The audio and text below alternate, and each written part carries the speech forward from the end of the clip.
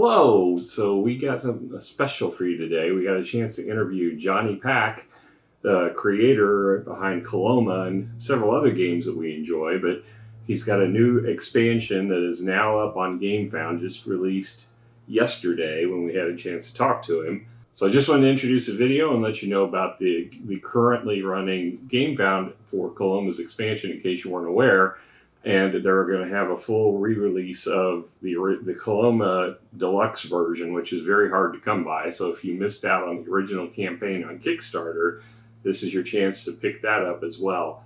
I just want to say, hey, welcome to our channel, and we wanted to first say that we're really big fans of your stuff, and really like Fistful of Meeples, Endless Winter, Merchant's Cove, and I know that we're talking today about the new crowdfunding you're doing for Coloma, the new prospects. And Randy and I, we really liked Coloma when it first came out. I remember kickstarting that, was mildly intrigued, but then when we got it and realized, man, this game is pretty awesome, and really started enjoying it. I just broke it out last week and taught it to some people at my local shop in Columbus, and they really enjoyed it. So can't say that we're really looking forward to this new expansion coming out for it.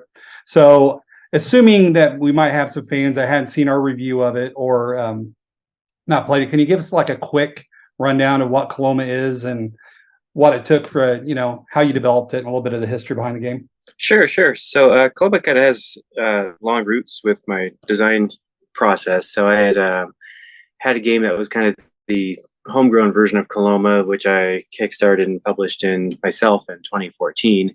It had virtually no artwork on it, just some historic photos. It was cubes instead of cool little dude meeples and things like that. But it had some of the same DNA. And after I'd done that, I didn't want to become a full-on publisher. I decided to repurpose some of the mechanics and all that, and then repackage it and try to pitch it to a legit publisher. And so I started kind of shopping that around 2015, 16. Wasn't really getting any bites. And then Final Frontier became very interested in around 2018. Signed it, went to development, and then we kickstarted and put the game out then. So we had not too many people knew the predecessor game. Like Rado had played it, and the Secret Cabal guys somehow stumbled across a copy and became fans of it. And so they were anticipating Coloma, and they're like, oh my gosh, cool. This is like the streamlined version of the game with cool artwork, nice components, done proper. And it was also, the playtime was cut down considerably, the rules overhead and all that. So it was much more focused project. And the historic background is that I've grown up in the Sierra foothills near the gold rush town of Coloma. So swimming there, hang out there at lunch, whatever, that kind of thing, hike trails. So I was very familiar with the. They have water out that way. They actually do. The river's actually really nice this year. The snowpack has been fantastic, and I was just swimming in the river a couple of days ago. It was wonderful. Very, very cold still. But yeah, so I kind of, worked with this Gold Rush theme, and the opportunity to take on a little bit more like whimsy using the Micho's artwork became apparent right away. That instead of using, sepias and historic photos and things like that, we've got this artist that's known for just making things really zany and splashy. And likewise with like Endless Winter, we could have gone like a very historic sort of rendering of it and like kind of textbook pictures, or you can have the Miko come in and have like dudes riding on top of a mammoth, with crazy eye and a spear and all this other stuff, and kind of play with that a little bit, and it's a little fantastical. So I think it's kind of fun to let the cartoony side of that kind of because it is a game, it's supposed to be fun and lighten it up just a skosh. So that was part of the aesthetic, of course, and then there were some things that I was a stickler about. Like there was some saguaro cactuses on the main board for Coloma originally, and it's like, it's kind of an Arizona thing. We don't really have those in Coloma naturally, so can you remove the cactus? But there's Easter eggs like Doc and Marty from Back to the Future, or in there, the itty bitty little things like that, and I think Wolverine's in there, Jean-Luc Picard. Those can stay, but the cactuses had to go. So there's like a little bit of So I know it's a contradiction, but so we're able to put that together. And one of the cool things, my original edition, we had like this little pin in the center that would just kind of rotate around that wheel, and then the guys were like, we don't like how, if you've played like the game Hadara, something like this, when they have like a cool brad in the middle, the boards always feel like raised because of the fixing mechanism, and some manufacturers will recess that out, whatever else. But these guys were just like, "What if we use magnets?" Yeah, like, Yeah, we really were really like embed a impressed with that. magnet into the board. And Time we've seen a game that used a magnet like that. It was really cool. yeah, Really good idea. I think we actually demonstrated in the video we did for our review. We tossed it onto the and it board, stuck. and it just fell right into place. It was great. yeah, and that, so I was actually a little bit surprised that it worked, and we were all just like, "It works! It's amazing!" And I was concerned that somebody was going to get a magnet with like reverse polarity, or how many of those were going to happen. So it's like we got one customer service review. Like, you just imagine I'm going to assemble it and it just eats itself away, and you're like, "Oh, we gotta send you a fresh one." As far as I know, we only got one backwards magnet. So yeah, so that kind of helped make the aesthetic of that rondelle really cool. And it's it's totally functional too, which is nice. It's not just gimmick for gimmick's sake. That it does work really well. And fast forward, it's been out of print for a long time. It came out in 2019. Yeah. We did one print run of it. It got Dice Tower Seal of Excellence, and saw your guys' video with the cowboy hats on that. A lot of people enjoying it. And then things happen, and games. The publisher's position was that the games with the higher player counts were not really moving in the market, with a lot of things shut down. So it's solo-centric, 2-player games for people who are at home. And they didn't feel confident putting a game out that really flourishes at 5 and 6 players, ultimately.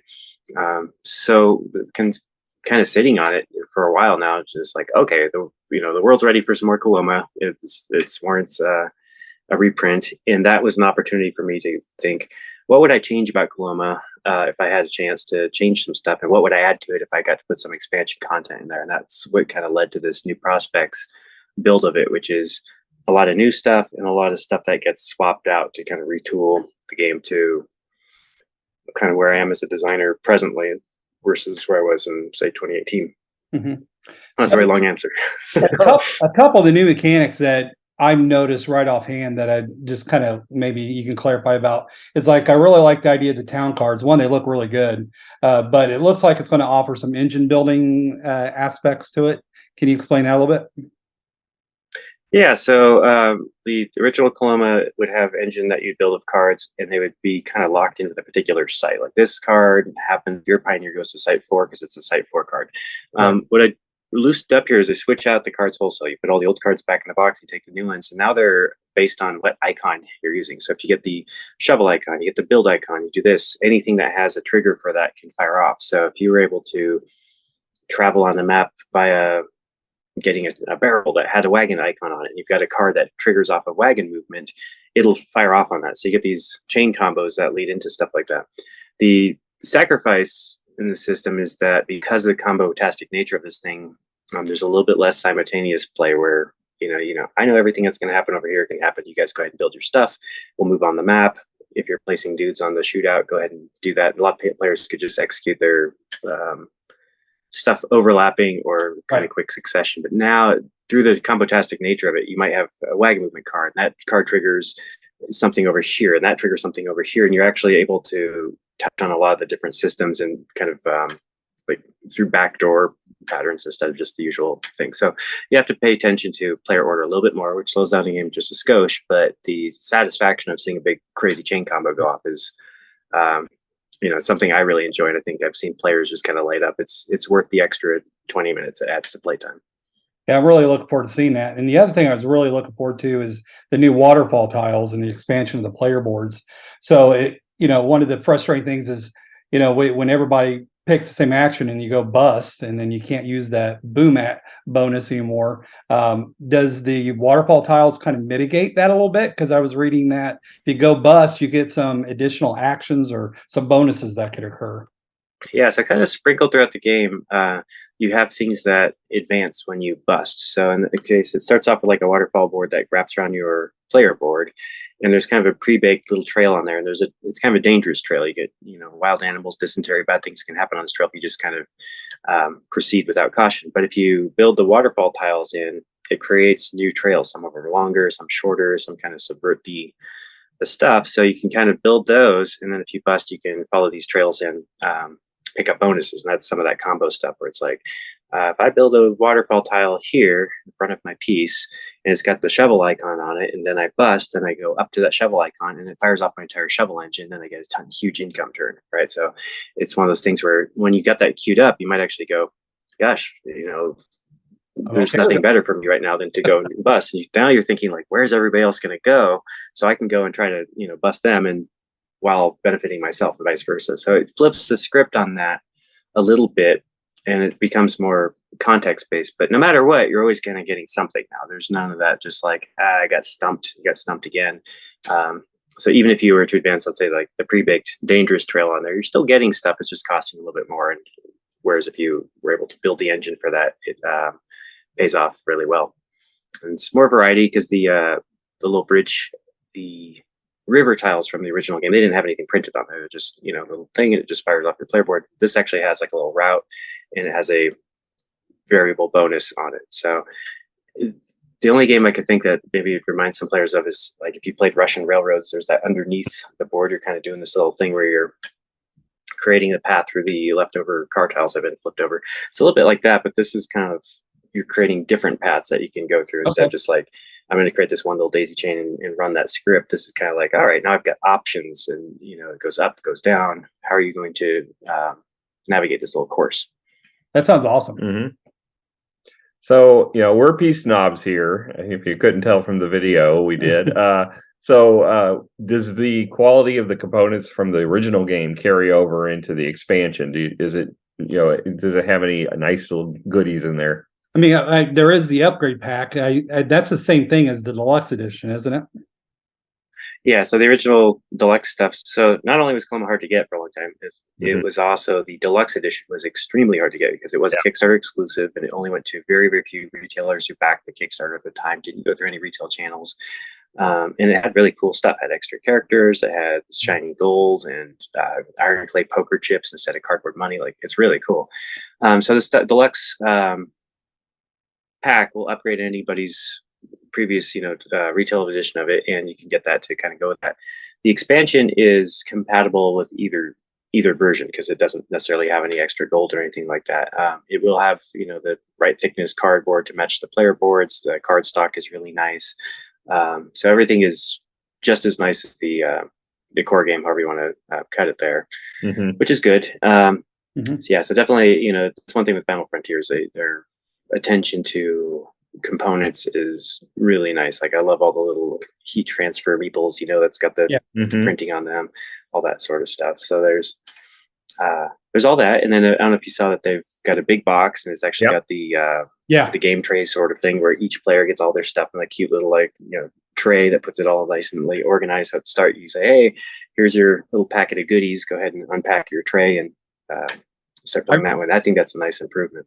I'm really looking forward to individual trays. I mean, I bag everything, so being able to get rid of the bags that have individual trays will be really nice. Yeah. So, I've already backed with that, the box and the base. Yeah.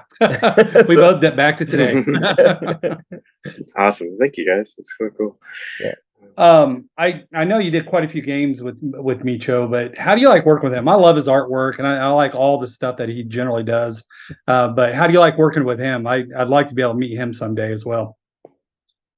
Yeah, he's really, really prolific. So, when I first saw his work, it reminded me of like Sergio Aragone's work from like Mad Magazine and Grew a little bit. Yeah, exactly. That kind of like really splashy, fun stuff. And I think it's been kind of a breath of fresh air in a lot of ways to have games get away from like that sepia beige Euro game look into this kind of like, and it doesn't have still that very like serious, like Cthulhu, high fantasy sort of look. It's kind of like walks the line between that with some whimsy. So it's cool to kind of see what he comes up with, because we'll say, hey, we want a character that's got these attributes, but then it comes back and he's added Easter eggs in there and just all kinds of fun zany things, facial expressions and all that. One thing that's interesting about it, he's not a gamer, and so kind of famously, he hasn't played the games he's worked on, and so he doesn't play them in development. He doesn't play them afterwards. He's got a beautiful shelf with all of the games he's worked on and display and a huge toy collection, but he doesn't actually sit down and play this stuff. So what I think works best is to make sure that you have a good is to have a good art director, right, and have a good graphic designer, UX people, just to make sure that things are also functional. And I think that's the one thing that you have to kind of be careful. Is like, all right, if you want him to do a really cool character art, he's going to do it. But if you also know that there's going to be like an icon in the upper left corner of the card that's going to cover up whatever goes there, just kind of remind him, like, don't put any really cool Easter eggs or neat stuff in the upper left corner. Kind of focus all the fun stuff right in the midst, because there's a banner here, an icon there. Okay. And similarly with the boards, we have to be kind of careful and be like, all right, this is going to be art, but there's also going to be like a graphic designing overlay to show where certain things are going to be embedded in that.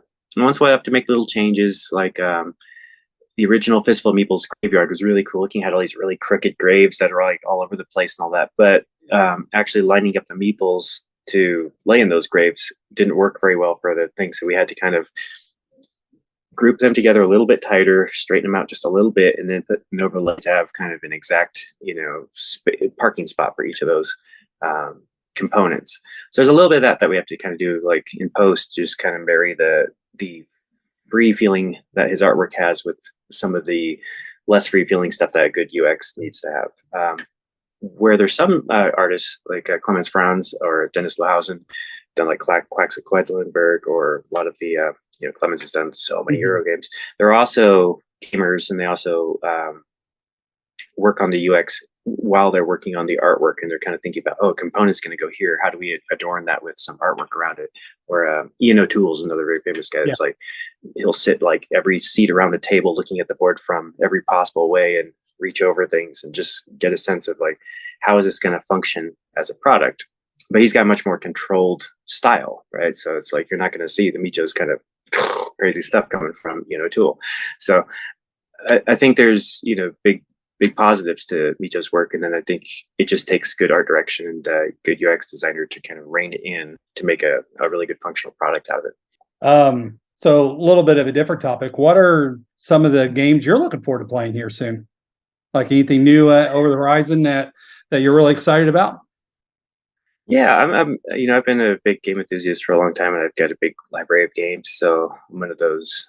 Like when I go to Essen, I'm like less concerned about like standing there and signing autographs or trying to be like, oh, the big designer. I'm the one that's going and like chasing down other designers I'm a big fan of and asking for their autographs and buying stuff, waiting in line. So I get pretty excited about the Euro games. So usually when I see the Essen stuff start to roll out, I start to see the titles from the designers that I get excited about. I'm like, ooh.